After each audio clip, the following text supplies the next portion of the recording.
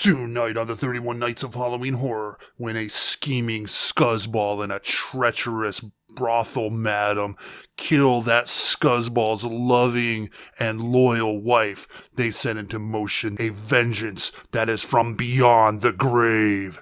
Tonight's movie, A Haunted Turkish Bathhouse.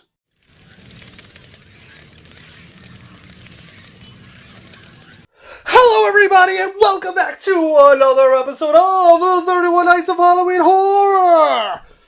Yes, Triskaidekaphilia! Yes. Can you feel the love tonight? I'm sorry, I should have done that. Anyways, tonight, I thought we should continue on the madness that is the Asian cinema train of chaos with another batshit crazy Japanese horror movie exploitation fest, and that movie is A Haunted Turkish Bath. A Haunted Turkish Bath. So what is A Haunted Turkish Bath about? Well, it is about a woman who is working at a brothel. However, Japanese law has changed, and prostitution is now illegal.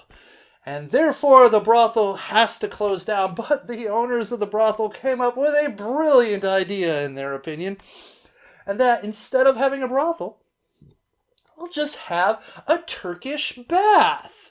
Yeah.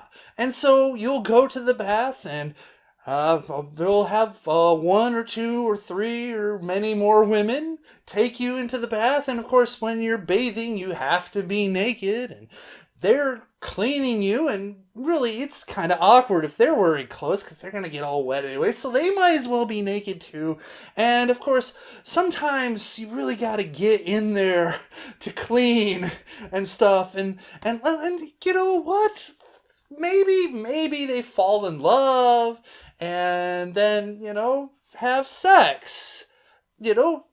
Spontaneous, love-fueled sex, and then they realize that it's just not going to work out and break up at the end of the bath. Definitely not prostitution. You're paying for the bath. You just happen to have fallen in love with one or two or three women who are rubbing you down naked with suds and stuff, and you had sex because you were in love, and then, love is a fleeting thing, so bye. Perfectly legal, right? So anyways, this woman wants to leave that life, of course, and her husband, a backstabbing jackass motherfucker, tricks her into thinking that he's got big debt with the mafia, even though he's part of the mafia. And so he convinces her to go to the Turkish bath and continue bathing customers, so that he can get money, basically super pimping her out. And while this is happening, the woman's sister comes for a visit, and the husband takes advantage of the situation like a skeezy slimeball he is, and kind of messes her up. The wife, who just found out that she's pregnant, well, this is not what she wants to be happening with her life. And of course, the husband is just like, no, you're not going to have this child. You're making too much money being a whore. A bath connoisseur, a bath time expert, cleanliness expert, right? Yeah, anyways. And so they end up beating the poor woman to death.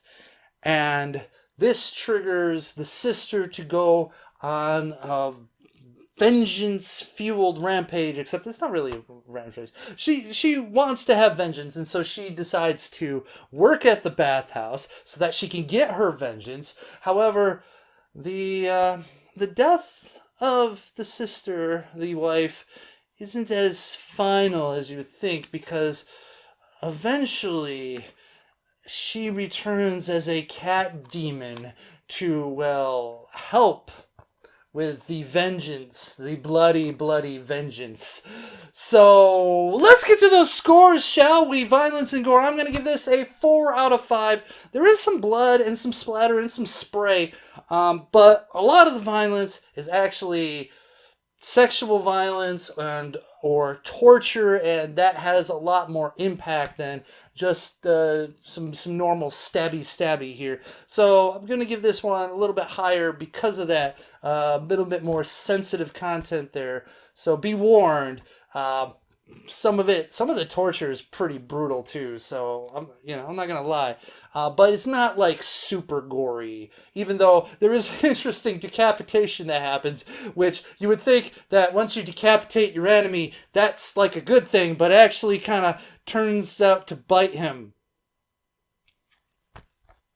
Anyways, so 4 out of 5. Moving on to Shock Valley. Shock Valley is a 3 out of 5, and it's just a lot of it is the torture and the rape, and what a fucking sleaze scumball this husband guy is. Holy shit!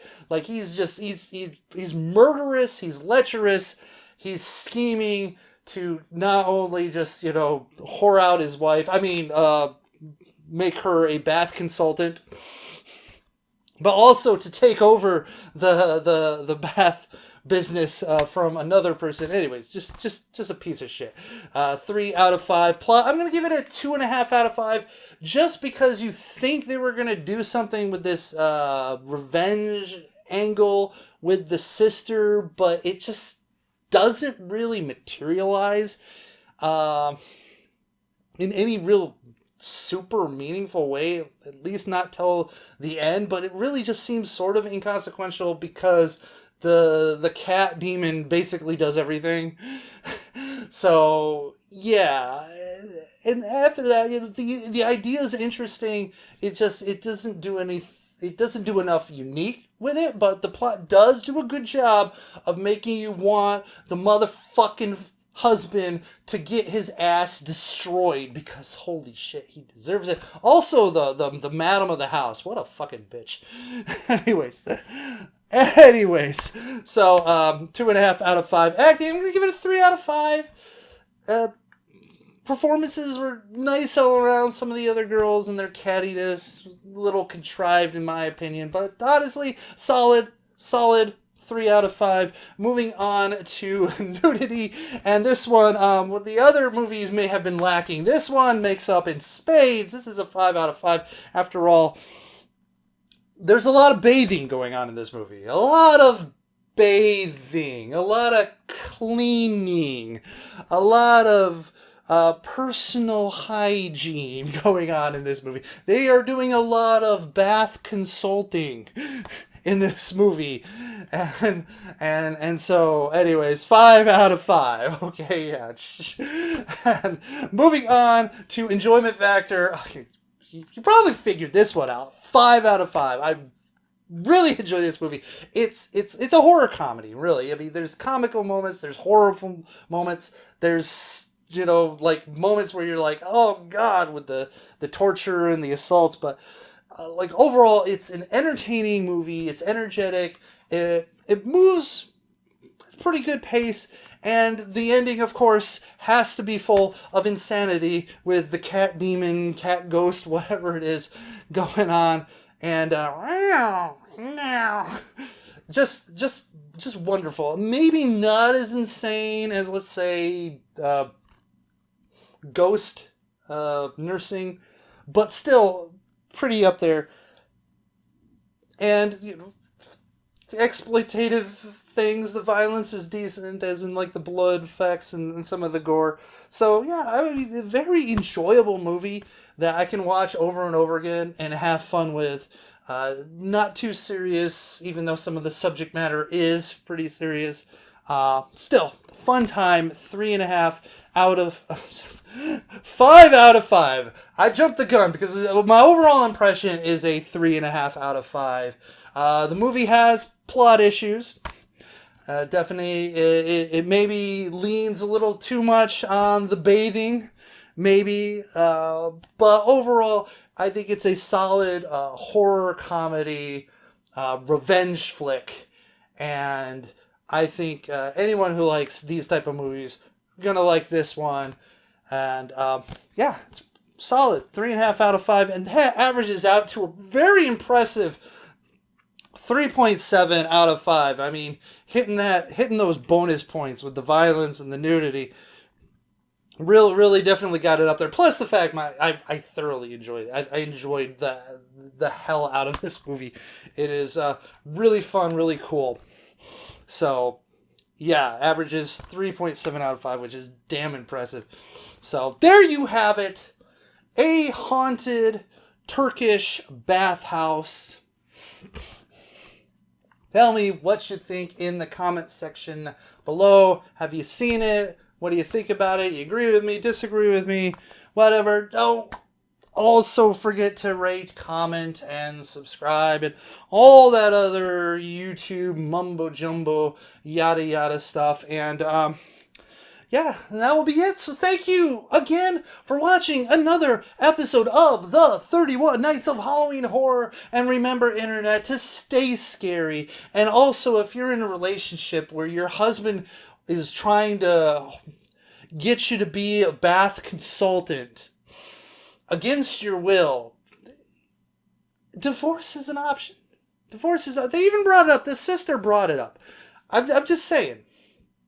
You know, I'm sure judges will be very, I would say, I can't even think of the word right now, but they're going to be very understanding about your reasoning, especially considering the nature of bath house consulting and bath cleaning stuff.